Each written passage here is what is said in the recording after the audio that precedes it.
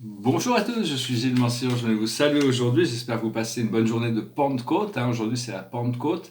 La Pentecôte, bon, c'est une ancienne fête juive, mais c'est aussi ça symbolise le septième dimanche après Pâques, et c'est la descente du Saint-Esprit qui est venu visiter les apôtres, dont le Saint-Esprit c'est l'esprit de l'esprit, c'est le divin féminin qui vient pour imprégner nos esprits, et donc c'est un jour, c'est une célébration, hein. On, on se, on se prépare pour des changements, hein. Moi, personnellement, je suis obligé de vivre au jour le jour actuellement. Je vis comme si c'était ma dernière journée sur Terre, hein. J'ai tellement ma vie est tellement contrastée actuellement, donc c'est un petit peu, c'est peut-être des tests, des challenges, mais enfin bon, on prend les choses comme ils viennent de toute manière. Des fois, je suis un peu comme Démocrite, et des fois, je suis un peu comme Héraclite. C'est-à-dire Héraclite, l'homme qui pleure, c'est-à-dire il est entouré de gens méchants et bêtes, et donc il n'y a pas que ça non plus, il y a aussi des choses très très bien. Et donc il pleure tout le temps, hein. Et puis il y a Démocrite qui prend rien au sérieux, et donc pour lui, aucune chose n'a vraiment d'importance, donc il se permet de rire de tout. Il vaut mieux être comme Démocrite que comme Héraclite, mais des fois, il y a ces choses qui peuvent nous rattraper. Alors je vais tirer quelques cartes. On va voir passé, présent, futur avec le tarot des anges. Alors le passé, c'est la potentialité, le présent, c'est l'action, et dans le futur immédiat, c'est le cheminement. Donc, euh, donc voilà, c'est ça l'action. Bon, bah, personnellement, sur beaucoup de dossiers, sur beaucoup de choses de ma vie, j'ai un peu les mains liées, hein, actuellement. Je ne peux pas agir tant que. Mais l'esprit me dit que tout va se libérer d'un seul coup. Donc bon, ça permet de garder un petit peu une sorte de direction, de voir qu'il y a toutes ces ouvertures qui sont là, hein, de toute manière. Seule chose sur laquelle on travaille, c'est la consolation. On essaie de guérir toutes ces choses qui se peuvent être en souffrance à l'intérieur de nous. Et ce qui vient, l'aboutissant de ce choix, ça va être le choix, justement. L'aboutissant de cette consolation, ça va être le choix. Le choix, c'est nos choix à nous. Il ne faut pas critiquer nos choix, mais il faut essayer de faire les plus hauts choix possibles, hein, toujours. Donc, euh, donc il y a cette élévation, hein, qui arrive, il y a ce cheminement qui arrive. On va pouvoir s'acheminer progressivement. Et donc voilà, je voulais. C'est-à-dire que bon, en réalité, faut que pour ceux qui peuvent concevoir de ça, c'est que Dieu, la source, le créateur de tout ce qui est omniscient et omnipotent. Il est omniscient, il sait tout, il connaît le bien, il connaît le mal. Il est omnipotent, il fait tout, puisqu'il est un, il fait le bien, il fait le mal. Il se sert du mal pour éduquer les hommes vers le bien. Mais il n'est pas omnificient, c'est-à-dire que c'est pas lui qui décide de toutes les choses. Il laisse tout le libre arbitre à tous les êtres qu'il a créés de s'autodéterminer vers leur choix personnel. Parce que tout ce qui n'est pas Dieu est de notre propre création, c'est-à-dire c'est une illusion, hein.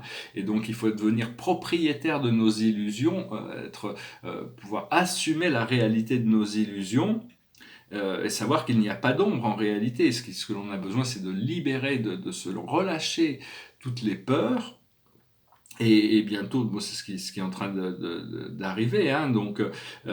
Et une fois que ça sera libéré, on se demandera pourquoi, et toute l'humanité se posera des questions. Pourquoi ils ont vécu, on a vécu si longtemps dans la souffrance, dans la douleur, dans la séparation, dans ces conflits qui ont handicapé l'humanité depuis si longtemps, hein.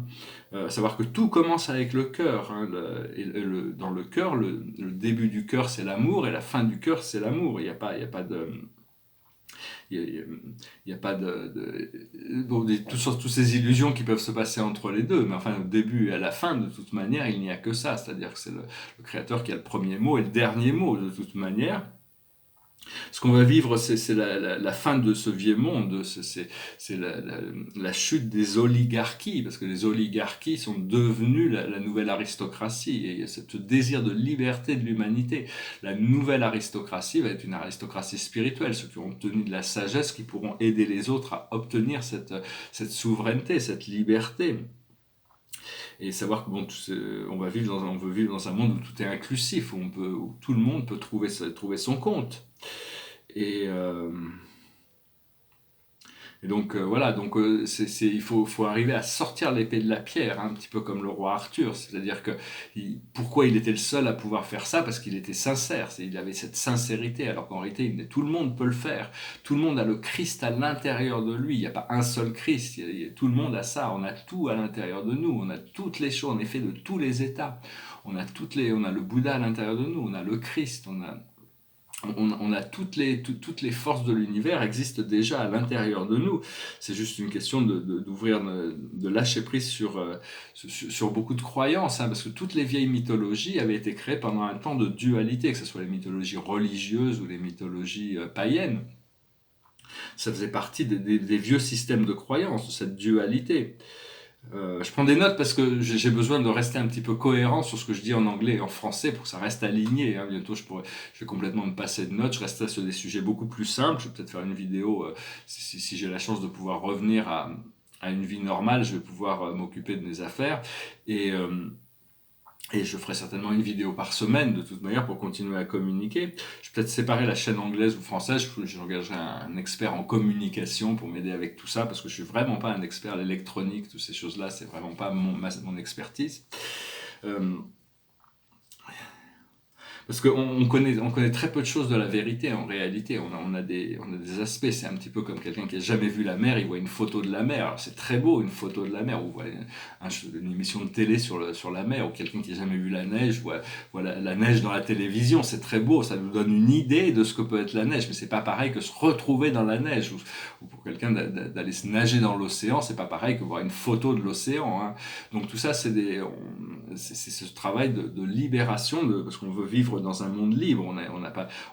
Ce monde a été créé vraiment de manière extrêmement restrictive, et donc ça nous donne envie de nous libérer, envie de sortir de ce programme de la matrice. Savoir que il faut demander aux archanges, parce que les archanges sont des anges, mais ils commandent des légions angéliques, et il y a des milliards d'anges. Donc vous pouvez demander par exemple à l'archange Michael d'aller placer un de ces anges dans l'aura de chaque être humain pour assister à la transformation. Et donc, parce que ces anges tous les anges qui sont connectés à ces archanges ont toute la conscience de l'archange. C'est-à-dire que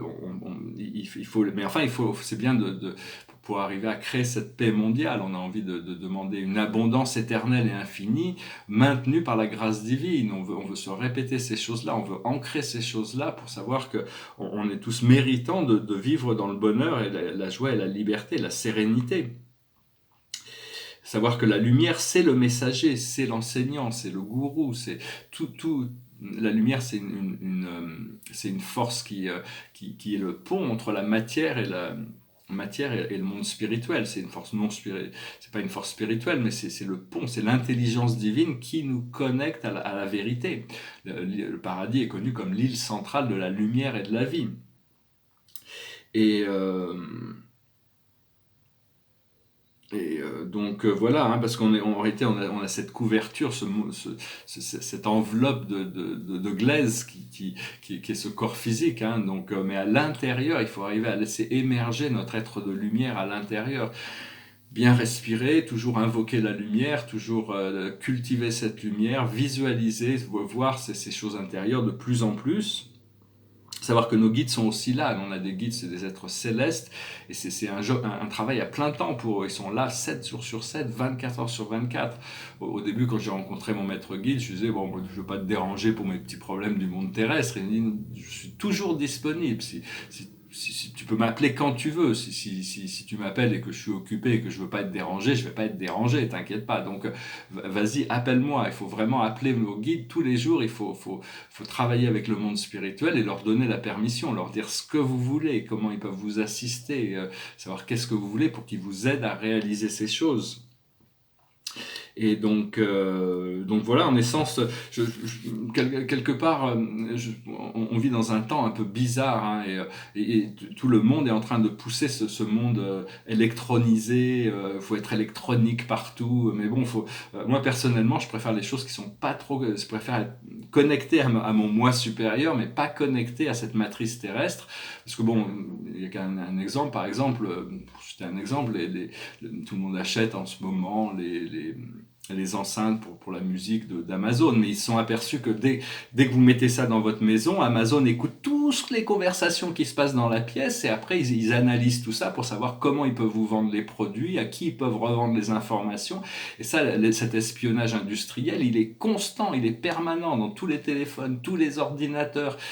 Bon, faut pas s'en inquiéter, hein, de toute manière, mais enfin bon, il vaut mieux être... Et en plus, au plus il y a de connexion, au plus on est connecté, au plus il y a de problèmes, il va y avoir de problèmes. Mais enfin, on va s'équilibrer. Hein, on va redécouvrir des technologies galactiques. Je regardais un documentaire sur la pyramide de Khéops, qui pour moi j'appelle la pyramide de Thoth. Les scientifiques continuent à essayer de rechercher, mais ils sont dans la troisième dimension. Donc ils n'ont pas accès, ils n'ont pas la permission. Il y a toutes sortes de technologies qui sont gardées secrètes dans ces pyramides, qui ne seront révélées certainement qu'après l'ascension. Parce que bon, il y a des portes dans ces pyramides. Si on sait, une fois qu'on connaît les portes, si on a les clés, on peut les ouvrir. Mais c'est pas encore approprié dans le Sphinx aussi. Et donc il y a toutes sortes de mystères que maintiennent les pyramides, et c'est quand je disais que ces pyramides étaient des sortes de centrales d'énergie, autant dans l'Égypte ancienne, la civilisation égyptienne est beaucoup plus ancienne que ce qu'on peut nous le dire, et c'était basé sur une découverte qui avait été faite par Nikola Tesla, qui se servait du même principe pour créer de l'énergie. Donc ça, c'est des choses qui vont se révéler progressivement. En réalité, la pyramide, il y a une spirale qui descend du haut, mais enfin, bon, il y a toutes sortes de mystères, hein, et on se demande pourquoi les égyptologues ne s'intéressent pas aux tablettes émeraudes de Thoth, parce qu'ils donnent beaucoup de clés et de codes sur les portes d'ouverture, et c'est surtout aussi que cette pyramide, elle est au-dessus des halls de la Menti. Il y a tout un labyrinthe qui nous permet d'accéder à des dimensions supérieures, grâce à l'accès à ces pyramides. Mais enfin, on n'a pas besoin d'y aller physiquement. Le monde physique des pyramides est plus ou moins bloqué. On voit les scientifiques qui ne peuvent pas faire grand-chose, matérialistes, avec leur technologie matérialiste. Ils font des petites découvertes, mais on peut déjà y aller astralement. C'est-à-dire se projeter et se rendre disponible pour recevoir des informations, se projeter, connecter avec l'énergie de ces pyramides au niveau astral. Quand on est dans son corps astral, on peut passer à travers les murs. Et donc, on n'a pas ces limitations physiques. Et donc, c'est quelque chose que l'on peut faire en méditation, que l'on peut faire quand on dort aussi. On fait toutes sortes de choses, hein. Donc voilà, hein, je voulais juste venir vous saluer. Je sais pas, vous passerez une bonne Pentecôte. Hein. Bon, après ça, je sais pas trop. Hein. Peut-être que c'est mon dernier jour sur Terre. Peut-être qu'il y en a d'autres qui arrivent. Je sais pas. Tous les jours, je suis un petit peu, je suis tellement bousculé par tellement de choses des fois je me dis bon bah je suis un petit peu arrivé un peu trop en avance, parce que tous mes tableaux par exemple ils sont tellement en avance sur ce qui se fait. Je me dis il va falloir je sais pas 50 ans, 100 ans, 200 ans avant qu'ils soient acceptés et compris, mais peut-être que ça sera demain aussi, je sais pas, hein. Peut-être que je vais pouvoir arriver à trouver un moyen de les amener dans le monde, hein. Je sais pas, pour le moment je suis encore assez bousculé par toutes ces choses, par toutes ces idées. Bon, des fois je me dis ma mission est faite, hein, ma mission est complète, mais l'esprit me dit non, et puis bon, il y a quand même des voix qui sont contrastées, donc je sais pas trop, hein. Je suis un peu dans un état vraiment entre deux chaises, hein, entre deux dimensions. On est tous un petit peu en train de... Il y a cette lumière sombre qui est toujours très très présente, et on n'est pas encore complètement dans la lumière réelle. Donc il y a beaucoup d'incertitudes, hein, de toute manière. Il faut prendre son mal en patience, accepter les choses comme elles sont, et travailler avec les énergies intérieures que l'on peut recevoir. La carte de la journée pour cette journée, c'est l'As de Michael. Une idée merveilleuse vient de germer. Ne vous laissez pas arrêter par les chaos du chemin. Voilà, c'est ça. Élucider tout problème de communication. Donc on essaye, hein, on fait ce qu'on peut, on fait de notre mieux de toute manière pour éclaircir les choses. Ce qui est bien, c'est d'être sincère, le plus sincère possible, le plus honnête possible, le plus droit possible. Et à partir de là, au moins on a la conscience tranquille, hein, même si on fait ce qu'on peut. Derrière moi, c'est un tableau, ça fait partie des 150 tableaux que j'ai fait depuis le début de l'année sur papier. C'est une sorte d'ascension, c'est-à-dire que la tête devient de plus en plus réelle au fur et à mesure qu'elle ascensionne. Et ici, c'est un tableau astronomique. Donc voilà, je vais faire cette vidéo, je vais venir faire cette vidéo avant d'aller faire un petit peu de sport. Et puis je vais finir avec une chanson, c'est une vieille chanson des années 60 encore, c'est une chanson un peu romantique aussi, ça s'appelle Les Nuits dans du satin blanc. It goes like this. Nights in white satin, never reaching the end. Letters I've written, never meaning to send. Beauty I've always missed with these eyes before. Just what the truth is, I can't say anymore.